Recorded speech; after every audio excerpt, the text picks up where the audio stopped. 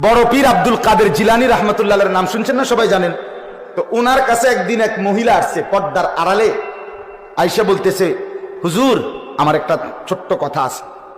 তো বলতেছে কি বলো? তো ওই মহিলা পর্দার আড়াল থেকে বলতেছে, হুজুর বিশ্বাস করেন আল্লাহ তাআলা আমাকে অনেক বেশি রূপ সৌন্দর্য দান করছে, আমি অনেক সুন্দরী নারী, আমার আল্লাহ যথেষ্ট পরিমাণ রূপ যৌবন সৌন্দর্য দান করছে। শরীয়তের অনুমতি নাই, এই জন্য আপনারা দেখাইলাম না, কিন্তু মুখে বললাম। কিন্তু হুজুর আমি আসছি একটা তদবিরের জন্য। কি তদবির? আমার স্বামী আমার এত যথেষ্ট রূপ সৌন্দর্য থাকার পরেও আমার স্বামী আমারে বাদ দিয়া অন্য মহিলার দিকে নজর দেয়, সম্পর্ক পরকিয়া, আমি এটা সহ্য করতে পারি না, আপনি আমারে কোনো তদবির থাকলে দেন। এই বড় পীর আব্দুল কাদের জিলানী রহমতুল্লাহ একটা চিৎকার দিয়া বেহুশ হয়ে গেছে।